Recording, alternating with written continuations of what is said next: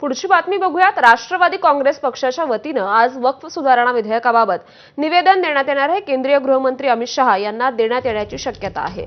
नवाब मलिक यांच्या नेतृत्वात एका समितीनं नुकतंच एक निवेदन तयार केलं असून ते पक्षाचे राष्ट्रीय अध्यक्ष अजित पवार, प्रदेशाध्यक्ष सुनील तटकरे यांच्याकडे सुपूर्द करण्यात आलं आहे। निवेदनामध्ये अमित शहा यांनी सभागृहात जी आश्वासनं दिली ती पाळावीत याबाबत विनंती करण्यात आल्याची सूत्रांची माहिती आहे। आणि या संदर्भात अधिक माहिती देत आहेत आपले प्रतिनिधी निलेश बुधावले। निलेश, श्रुती, लोकसभेमध्ये राष्ट्रवादी काँग्रेस पक्षानं वक्फ सुधारणा विधेयकाला पाठिंबा दिला आणि त्यानंतर अल्पसंख्याक समुदायामध्ये प्रचंड नाराजी पाहायला मिळत होती।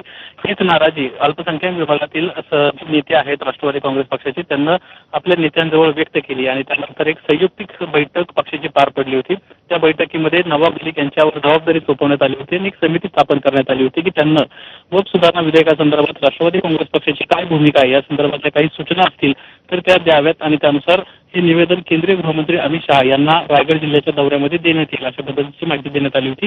त्यानुसार नवाब मलिक यांच्या नेतृत्वात एका समितीनं एक अहवाल तयार केला, एक निवेदन तयार केले आणि त्याच्यामध्ये अमित शहा यांना सभागृहामध्ये सुधारणा विधेयकाच्या अनुषंगाने जी आश्वासनं दिली ती पाळली गेली पाहिजेत। बोर्डामध्ये एक गैर मुस्लिम सदस्य नसणार अशा पद्धतीचं जे आश्वासन देण्यात आलं होतं ते पाळलं गेलं पाहिजे अशा पद्धतीच्या विनंती करण्यात आल्याचं माहिती आहे। यासोबतच अनेक वर्षांपासून वक्फ बोर्डाच्या ज्या जमिनी आहेत त्या जमिनींसंदर्भात देखील कुठेतरी सरकारने योग्य तो निर्णय घ्यायला हवा। जे जुन्या काळातले पुरावे आहेत ते उपलब्ध होणं अवघड असल्यामुळे कुठेतरी त्या बाबतीत प्रामुख्याने निर्णय घ्यावा अशी देखील विनंती करण्यात आल्याची माहिती आहे।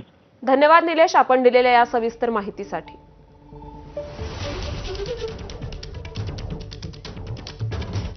या बातमीसहित बुलेटिनमध्ये एक छोटासा ब्रेक घेतोय। पाहत रहा एबीपी माझा।